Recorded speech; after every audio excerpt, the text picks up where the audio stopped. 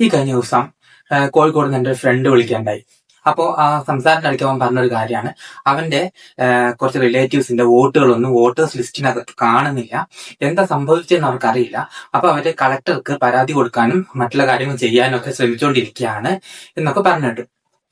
ഇപ്പോ നമ്മുടെ voters list വളരെ ദ്രുതഗതിയിൽ റീബിൽഡ് ചെയ്തുകൊണ്ടിരിക്കുകയാണ്. ചിലപ്പോ അതുകൊണ്ടായിരിക്കാം എന്റെ സുഹൃത്തിന് അങ്ങനെ സംഭവിച്ചിട്ടുണ്ടാവുക. ഈ റീബിൽഡിങ്ങിന്റെ പ്രോസസ്സിന്റെ പേര് SIR എന്നാണ്, അതായത് സ്പെഷ്യൽ ഇന്റൻസീവ് റിവിഷൻ. ഈ റിവിഷൻ നടത്തുന്നത് ഈ 2002 നമ്മുടെ വോട്ടേഴ്സ് ലിസ്റ്റും ഇപ്പോൾ പുതുതായിട്ട് ഉണ്ടാക്കാൻ പോകുന്ന വോട്ടേഴ്സ് ലിസ്റ്റും തമ്മിൽ കമ്പയർ ചെയ്തിട്ടായിരിക്കും ചെയ്യാം. ഇതിന്റെ കംപ്ലീറ്റ് പ്രോസസ്സ് ചെയ്യുന്നത് BLOs ആണ്. BLOs എന്ന് പറഞ്ഞിട്ടുണ്ടെങ്കിൽ ബൂത്ത് ലെവൽ ഓഫീസേഴ്സ്. ഈ BLOs എന്താ ചെയ്യാന്ന് വെച്ചാല്, അവര് ഓരോരുത്തരും നമ്മുടെ വീടുകളിൽ വരും. വന്നിട്ട് നമുക്ക് പ്രായപൂർത്തി ആയ ആൾക്കാർ ഉണ്ടെന്നുണ്ടെങ്കിൽ, പുതുതായിട്ട് ആയ ആൾക്കാർ ഉണ്ടെന്നുണ്ടെങ്കിൽ നമുക്ക് ഈ ലിസ്റ്റിനകത്തേക്ക് ആഡ് ചെയ്യിക്കാൻ. അല്ലാത്ത നമ്മുടെ ലിസ്റ്റിലുള്ള ആൾക്കാര് ഇപ്പൊ ജെന്യുവൻ ആയിട്ടുള്ള ആൾക്കാരാണോ അല്ലോ എന്നുള്ളത് ചെക്ക് ചെയ്തിട്ട് അവര് ഈ പുതിയ ലിസ്റ്റിനകത്തേക്ക് ആഡ് ചെയ്യാണ് ചെയ്യാം. പിന്നെ ഒരു സ്ഥലത്ത് നിന്ന് വേറെ സ്ഥലത്തേക്ക് മാറുകയോ അല്ലെങ്കിൽ നമ്മുടെ വീട്ടിലേക്ക് പുതുതായിട്ട് കല്യാണം കഴിച്ചിട്ടൊക്കെ ആൾക്കാർ വന്നിട്ടുണ്ടെന്നുണ്ടെങ്കിൽ അവരുടെയൊക്കെ പേര് നമുക്ക് ഫോട്ടോസ് ലിസ്റ്റിനകത്ത് സിമ്പിൾ ആയിട്ട് ആഡ് ചെയ്യാവുന്നതാണ്. ഈ പ്രോസസ്സ് നമ്മൾ ചെയ്യാൻ വേണ്ടിയിട്ട് നമ്മൾ Form 6 എന്ന് പറയുന്ന ഫോം നമ്മൾ ഫിൽ ചെയ്ത് കൊടുക്കണം. വളരെ സിമ്പിൾ ആണ് അതിന്റെ പ്രൊസീജിയറും കാര്യങ്ങളൊക്കെ. ഇതിനകത്ത് നമ്മൾ വെക്കേണ്ടുന്ന രേഖകൾ എന്തൊക്കെയാണെന്ന് വെച്ചിട്ടുണ്ടെങ്കിൽ, ഒന്ന് നമുക്ക് നമ്മുടെ ഏജ് പ്രൂഫ് എന്തെങ്കിലും നമ്മളൊന്ന് ആഡ് ചെയ്യണം. പിന്നെ നമുക്ക് തിരിച്ചറിയാനുള്ള രേഖകൾ എന്തെങ്കിലും ഉണ്ടെങ്കിൽ അത് കൊടുക്കണം. സ്വാഭാവികമായിട്ട് നമുക്ക് അറിയാവുന്ന പോലെ തന്നെ SLC ബുക്ക്, പിന്നെ ഡ്രൈവിംഗ് ലൈസൻസ്, പിന്നെ പാസ്പോർട്ട്, അങ്ങനെയുള്ള കാര്യങ്ങളൊക്കെ ഇതിനകത്തേക്ക് കൊടുക്കാവുന്നതാണ്. പിന്നെ ഇപ്പൊ സുപ്രീം കോടതിയുടെ നിയമപ്രകാരം പറഞ്ഞിട്ടുള്ളത് കൊണ്ട് ആധാർ കാർഡും നമുക്ക് ഐഡന്റിഫിക്കേഷന് വേണ്ടിയിട്ട് കൊടുക്കാവുന്നതാണ്. പിന്നെ നമ്മുടെ കേരളം പ്രത്യേകിച്ചൊരു കാര്യം പറഞ്ഞിരുന്നു, അതായത് ഈ റേഷൻ കാർഡ് കൂടി ഒരു തിരിച്ചറിയൽ രേഖയായിട്ട് കൺസിഡർ ചെയ്യണമെന്ന്. അപ്പൊ അതിന്റെ പ്രശ്നം എന്താന്ന് വെച്ചിട്ടുണ്ടെങ്കിൽ, ഈ കേരളം കഴിഞ്ഞു കഴിഞ്ഞാൽ, അത് കേരളം വിട്ട് കഴിഞ്ഞാൽ പിന്നെ അതിന്റെ അപ്പുറത്തേക്ക് ഉള്ള സംസ്ഥാനങ്ങളിലൊന്നും റേഷനും ഇല്ല, അതിനുള്ള പ്രൊസീജിയറും ഇല്ല. അതുകൊണ്ട് തന്നെ റേഷൻ കാർഡ് ഒരു രേഖയായിട്ട് ഈ Form 6 നമുക്ക് കാണാൻ കഴിയില്ല. അത് അവർ ഉപയോഗിക്കാത്തതുകൊണ്ടാണ്. നമ്മുടെ ചീഫ് ഇലക്ഷൻ എക്സിക്യൂട്ടീവ് ഓഫീസർ, അതായത് കേൽക്കർ പറഞ്ഞിട്ടുള്ളത് എന്താണെന്ന് വെച്ചിട്ടുണ്ടെങ്കിൽ, ഇത് വളരെ സിമ്പിൾ ആയിട്ടുള്ള ഒരു പ്രോസസ്സാണ്. ഇതിനകത്ത് 2 കാര്യങ്ങളാണ് ഉണ്ടാവുക.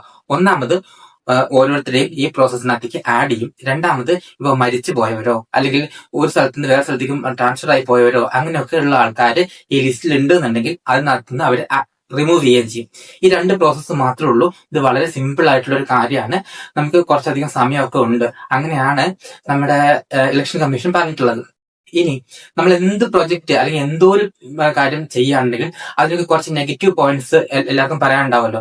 ഇതിനകത്തും അതേപോലെ തന്നെയാണ് ഈ SIR-നകത്ത് പറയുന്ന നെഗറ്റീവ് പോയിന്റ്സ് എന്തൊക്കെയാണെന്ന് വെച്ചിട്ടുണ്ടെങ്കിൽ, ഫസ്റ്റ് വൺ പറയുന്നത് വളരെ ലിമിറ്റഡ് ആയിട്ടുള്ള ടൈം, വളരെ കുറച്ച് ടൈമിനുള്ളിലാണ് ഈ എൻറ്റയർ പ്രോസസ്സ് കംപ്ലീറ്റ് ചെയ്യാൻ വേണ്ടിയിട്ട് പറഞ്ഞിട്ടുള്ളത് എന്ന് പറയുന്നുണ്ട്. അപ്പോൾ അങ്ങനെ നമ്മൾ നോക്കുകയാണെങ്കിൽ ഏകദേശം ഒരു 1.5 മാസം നമുക്ക് ടൈമുണ്ട്. ഈ ടൈമിനുള്ളിൽ നമ്മൾ ഈ പ്രോസസ്സ് കംപ്ലീറ്റ് ചെയ്ത് നമ്മൾ കൊടുക്കണം. പിന്നെ രണ്ടാമത് പറയുന്ന ഒരു കംപ്ലൈന്റ് എന്താണെന്ന് വെച്ചിട്ടുണ്ടെങ്കിൽ, ഈ പ്രവാസികൾക്ക് അവരുടെ വോട്ട് നഷ്ടപ്പെടാനുള്ള ചാൻസ് ഉണ്ട് എന്നാണ്. പ്രവാസികൾക്ക് അങ്ങനെ വോട്ട് നഷ്ടപ്പെടാനുള്ള ചാൻസ് ഒന്നുമില്ല. കാരണം ഈ പ്രവാസികളുള്ള വീട്ടിലത്തെ ആരെങ്കിലും ഒരാൾ എഴുതി ഒപ്പിട്ട് കൊടുത്താൽ മതി, ഇന്ന ആള് ഇന്ന ഈ വീട്ടിലുള്ളതാണ് എന്ന് പറഞ്ഞ് ഒപ്പിട്ട് കൊടുത്താൽ ആ പ്രശ്നം അവിടെ തീരും. പിന്നെ പറയുന്ന ഒരു കാര്യമാണ്, നമ്മുടെ ഈ NRCയുടെ വേറൊരു ഫോമാണ് ഇത്. അപ്പൊ NRCക്ക് അന്ന് ചോദിച്ചിരുന്ന അതേ ഡോക്യുമെന്റ്സ് ആണ് ഇപ്പോഴും ഇതിനും ചോദിക്കുന്നത്. അങ്ങനെയല്ല.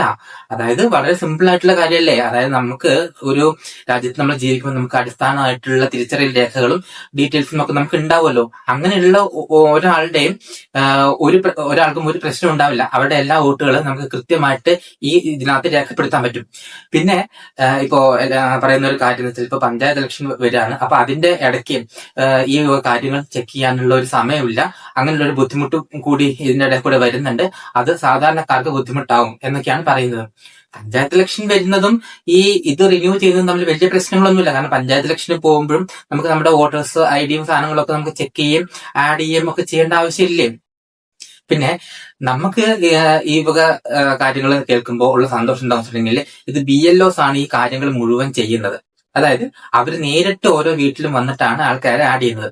അപ്പൊ പിന്നെ നമുക്ക് ഈ പറഞ്ഞ പോലെയുള്ള ഈ വോട്ട് ചോരിയും അങ്ങനത്തെ പ്രശ്നങ്ങളൊന്നും ഉണ്ടാവില്ല. കാരണം നമ്മുടെ ഈ തൃശ്ശൂര് ഏതോ ഒരു വീട്ടിൽ നിന്ന് ഒരു 10-20 പേര് ചെന്നിട്ട് വോട്ട് ചെയ്തു, അവർ ആ വീട്ടിലുള്ളവരല്ല, പിന്നെ വീട്ടിലുള്ളവരാണെന്ന് കുറച്ച് പേര് പറഞ്ഞു, ഇങ്ങനെയൊക്കെയുള്ള പ്രശ്നങ്ങളൊക്കെ ഉണ്ടാവുമല്ലോ. ഇതൊക്കെ ഈ ഒരു പ്രശ്നം വെച്ചിട്ട് നമുക്ക് സിമ്പിൾ ആയിട്ട് പരിഹരിക്കാൻ പറ്റും.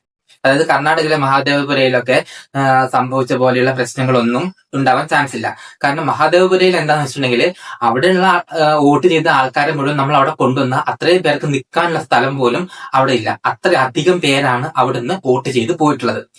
എന്തൊക്കെയാണെന്നുണ്ടെങ്കിലും ഈ വകയിലുള്ള എല്ലാ പ്രശ്നങ്ങൾക്കും ഇത് ഈ SIR കൊണ്ട് ഒരു പരിഹാരം ചെയ്യാൻ പറ്റും എന്നാണ് നമുക്ക് തോന്നുന്നത്. പിന്നെ ഞങ്ങളുടെ ചാനലിന്റെ കണ്ടന്റുകളും നിങ്ങൾക്ക് ഇഷ്ടപ്പെടുന്നുണ്ടെങ്കിൽ ഒന്ന് ലൈക്ക് ചെയ്യണം, ഷെയർ ചെയ്യണം, സബ്സ്ക്രൈബ് ചെയ്യണം. Okay, thank you.